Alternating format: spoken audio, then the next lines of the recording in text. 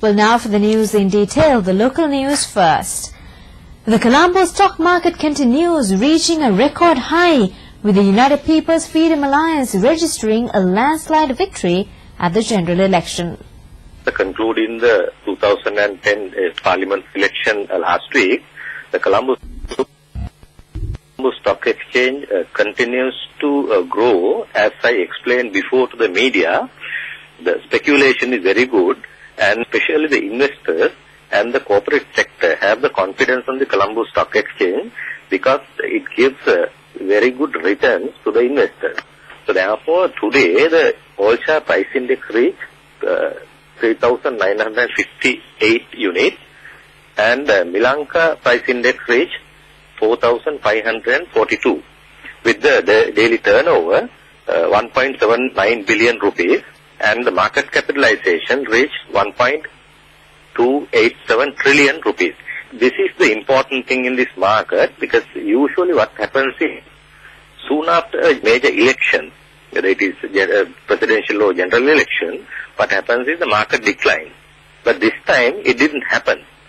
As I told before the election, this shows the confidence the investor community and the corporate sector have in this government policies, especially the economic policies, and also the growing political stability of this country. The Colombo Fort Magistrate has ordered Democratic National Alliance members including Vijitha Herath, Sunil Handuneti, Arjuna Ranathunga, Lakshman Nipunarachi and Anoma Fonseca, wife of Sarath Fonseca, to appear before the Fort Police and make a statement for violating election laws. Filing a report before Colombo Fort Magistrate Lanka Jayaratna, the Fort Police said the DNA had held a public meeting at the Fort Railway Station 48 hours before the date of the general election in violation of election laws and regulations. The police alleged that the former parliamentarians, namely Vijitha Herath, Sunil Handuneti, Arjuna Ranathunga, Lakshman Nipunarachi, Reverend Thalavalle Chandraloka and Anoma Fonseca had led the assembly by causing obstruction to the public at the Fort Railway Station on 6th of April. Police alleged that the said DNA activists had committed an offence which comes under Section 70 of the Parliament Election Act No. 1 of 1981 and moved to issue notice on them. Having considered the submissions, the magistrate ordered the police that notice be issued on DNA activists to make a statement before the Fort Police Station. Further inquiry into the matter was postponed for 23rd April. President offers further medical assistance to Range Bandara. President Rajapaksa offered to intervene in providing any local or foreign medical assistance to UNP MP Range Bandara. He was brutally attacked by a defeated candidate of the same party on Saturday. The wife of the MP-elect had been informed that the president was willing to help if they require further medical assistance. Meanwhile, the defeated candidate involved in the attack, Shanta Besekara, and 4 of his supporters have been remanded until the 23rd of April. Hospital sources said Mr. Bandara had head injuries, a fractured hand, lost 3 fingers and has leg injuries after being attacked with iron rods, swords and wickets. The eastern and northern polity who have been liberated from the terrorists are geared to celebrate the new year on a grand scale.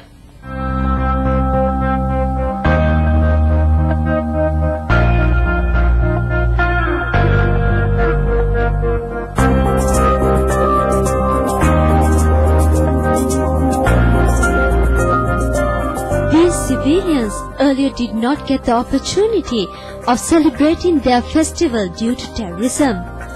They were gripped in fear and were always thinking at what time their children would be forcibly taken away by the terrorists. What they heard throughout the year was the sound of gunfire. It is only this year they would be able to hear the sound of crackers that will be lit. Last year, the civilians of Wani were restricted to Pudumathalan. No war soon during the new year. The war heroes did not receive an opportunity to celebrate the New Year along with their parents, children and relatives. They were engaged in humanitarian operations with the determination of liberating the civilians who were held hostage by the terrorists. When an opportunity arose, the war heroes seized it to prepare sweet meats for the New Year with the help of parts of mortar weapons. Also, they were able to hold New Year festivals on the Puthukudi Irekku terrorist boundary last year, the first in history. මේ millimetre 81 වර්ගයේ mortar උණ්ඩයක් LTT ත්‍රස්තවාදීනොත් විටින් විට අපගේ විරෝධාර රණවිරුවන්ට මෙවැනි millimetre 81 වර්ගයේ mortar උණ්ඩ ප්‍රහාර දියත් කරනවා. එසේ එල්ල කරන ලද මෝටාර් උණ්ඩයක පිටුපස කොටස භාවිත කරමින් මෙවර විරෝධාර රණවිරුවන් සිංහල හින්දු අලුත් අවුරුද්ද සඳහා කැවිලි සකස් කිරීමට සූදානම් වෙනවා.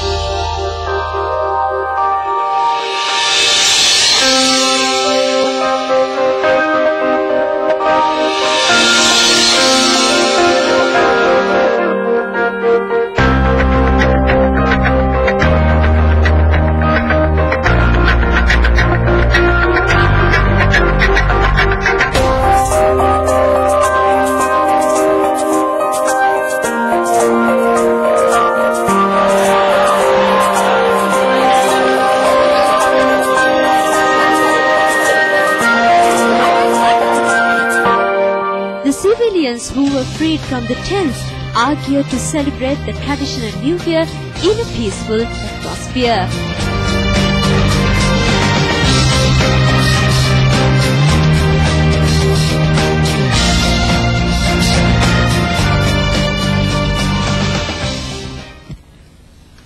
Surya Mangalya, the Bakmaha festival organized by the Independent Television Network, will be held this year at the Veervilla Tank Bund and the Jaffna Fort. The proceedings will be telecast live tomorrow and the day after. The Surya Mangalya festival will also be telecast live on Prime TV. Well, you're watching Prime News, and still on the local segment, the Railway Department has made special arrangements for the convenience of commuters during the festive season. According to Railway Department sources, 26 special trains from Fort to Nanuaya, Bandaravela, Rambukkana, Maho and Gaul are being operated in addition to the normal train services from Fort and Maradana during the festive season. The sources said details of the special train schedule can be obtained from the railway stations. The sources added that a special scheme was also implemented with the National Transport Commission and the Transport Ministry to coordinate the train and bus services for the convenience of the commuters. A special program is unveiled to grant security to the public during the festive season. This has been reiterated by police media spokesman SP Prashantha Jayakodi. The police media spokesman said a special police team in civics will be deployed in the city for the new year. Its purpose is to protect the shoppers and public during the first post-war celebrations. He opined that apart from the police officers in civic, police in uniform will also be deployed by the respective police stations around the country to prevent any crime or unruly incidents taking place. Stern action will be taken against buses levying fares above the stipulated amounts during the festive season. The National Transport Commission has made an appeal to all commuters to give information on such instances on contact number 0112 333 222. A special team has been deployed to investigate such complaints. The British High Commission in Colombo has offered a new telephone information service for Sri Lankan visa seekers to the UK. A new statement from the High Commission said visa servicers have announced the introduction of a centralized telephone information service on a trial basis for UK visa customers in Sri Lanka. The visa applicants are required to call 011 539 0698 for information about the status of their visa applications. For general visa inquiries and information, they are required to contact VFS the agency that processed visas for the UK. The High Commission said this service is available between 1:30 p.m. and 4 p.m. from Monday to Thursday. On Fridays, the service will be available between 8:30 a.m. to 10:30 a.m. The High Commission said that trained staff will provide all the information the applicants need to track the status of their UK visa application at no charge. All the information provided about the status of the application is supplied and approved by visa section staff and is available in English and Tamil. Phoenix Ogilvy has done the country proud by bringing home 2 awards. These were received at the recently concluded Creative Abbey Awards in Goa. Goa Fest is the premier advertising awards festival in South Asia. This year, as always, there was a tight contest with over 5 countries including India, Sri Lanka, Bangladesh,